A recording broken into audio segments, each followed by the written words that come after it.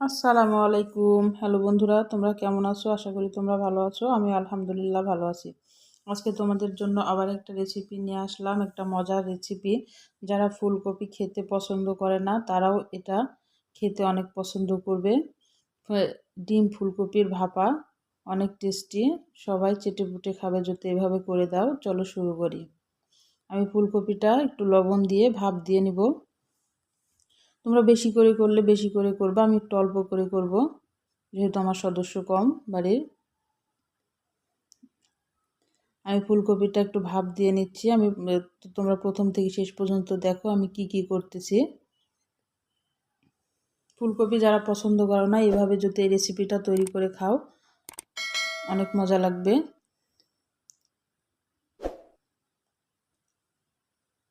ফুলকপিটা আমি ভাপ দিয়ে নিলাম। এবার ফুলকপিটা আমি একটু চাকুর সাহায্যে মাঝখান থেকে একটু কেটে নিব। দেখো কিভাবে কাটতেছি, একটু পাতলা করে নিব।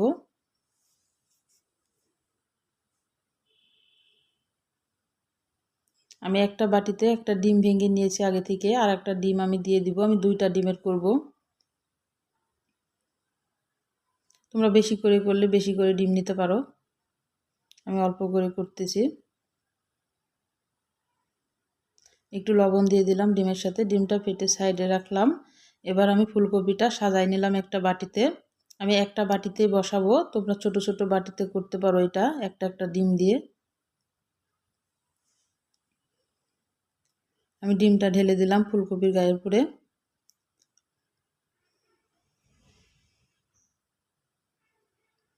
আমি সব রান্নাগুলো একটু সহজভাবে দেখানোর চেষ্টা করি।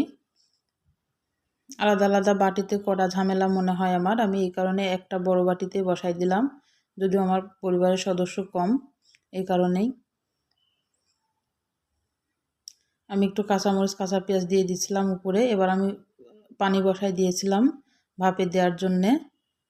ভাপে দিয়ে দিলাম। এই যে ভাপ থেকে আমার ভাপ হয়ে গেছে দেয়া। ফুলকপি আর ডিমটা দেখো কত সুন্দর হয়েছে। আর আমি বাটিতে একটু তেল মেখে নিয়েছিলাম আগে থেকে। আমি একটু চাকুর সাহায্যে এটাকে একটু ছাড়িয়ে নিব। একটু ঠান্ডা করে এটা তুলবা, এমনি সুন্দরই উঠে আসবে। যারা ফুলকপি খায় না তারাও এইভাবে রেসিপিটা করে খেয়ে দেখো, অনেক মজা লাগবে। যে আমি তুলে নিলাম, দেখো এটা পিছন পাট। এবার আমি কড়াইয়ে তেল দিয়ে দিলাম। আমি এবার ফুলকপি আর ডিমটা যেটা ভাপিয়ে নিয়েছিলাম সেটা আমি এখন তেলে ভেজে নিব একটু।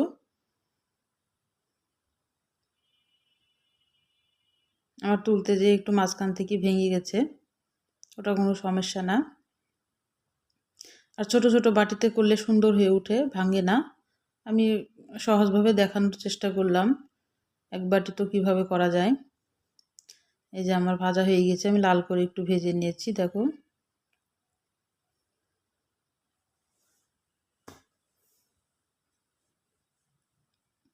যে ভেজে আমি তুলে নিলাম।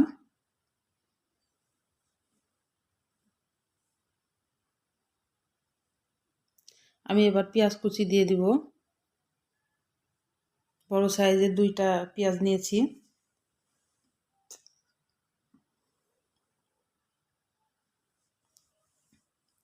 আমি পেঁয়াজটা একটু লাল করে ভেজে নিব।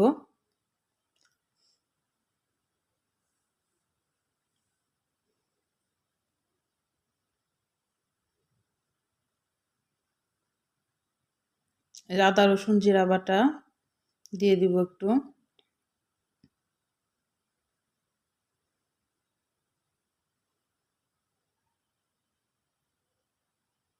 একটা টমেটোকে আমি কেটে নিয়েছি কিউব করে, টমেটোকে দিয়ে দিলাম।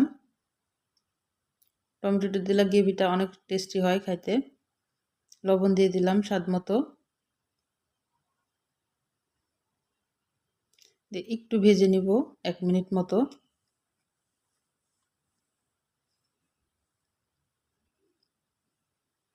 একটু পানি দিয়ে দিলাম। পানি দিয়ে আমি এই যে গুঁড়া মশলাগুলো দিব। 1 টেবিল চামচ শুকনা গুঁড়া মরিচ, ধনিয়ার গুঁড়া 1/2 টেবিল চামচ, গরম মশলার গুঁড়া হাফ টেবিল চামচ, আর হলুদ গুঁড়া 1/2 টেবিল চামচ। এটা দিয়ে এবার ভালোভাবে আমি মশলাটাকে একটু ভালোভাবে কষিয়ে নেব। কয়েকটা কাঁচামরিচ দিয়ে দিলাম গোটা, একটু ঢাকনা দিয়ে আমি কষিয়ে নিব একটু, টমেটোটা সিদ্ধ হওয়া পর্যন্ত। আমার মশলা কষানো হয়ে গেছে, এবার আমি সেই ভাপা ডিম কপিটা দিয়ে দিলাম।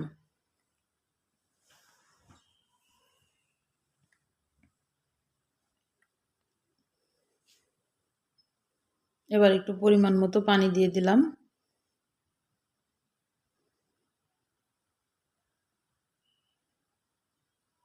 একটু নেড়ে চেড়ে আমি এখন ঢাকনা দিয়ে এটা একটু ঢেকে দিব 5 মিনিটের জন্যে। 5 মিনিট একটু রান্না করলেই হয়ে যাবে এটা। আমি ঢাকনা দিয়ে ঢেকে দিলাম। আর প্লিজ আমার রান্নাগুলো যদি তোমাদের ভালো লাগে আমার চ্যানেলটাকে সাবস্ক্রাইব করে আমার পাশে থেকো, লাইক করো, শেয়ার করে দিও। আর পাশে থাকা বেল আইকনটা প্রেস করে দিও, জানে নতুন নতুন রান্না আমি যদি দিই তোমাদের কাছে যেন আগে নোটিফিকেশনটা চলে যায়। আর কমেন্ট করে জানাও আমার রান্নাগুলো কেমন লাগে। যে আমার রান্নাটা হয়ে গেছে, দেখো কত সুন্দর আসতেছে কালারটা। যে ফুলকপি পছন্দ করে না তবুও এই রান্নাটা যদি এইভাবে করে দাও, পরিবারের ছোট থেকে বড় সবাই পছন্দ করবে। অনেক টেস্টি হয়েছিল খাবারটা। তোমরা সুস্থ থাকবা, ভালো থাকবা, পরিবারের খেয়াল রাখবা। আল্লাহ হাফেজ।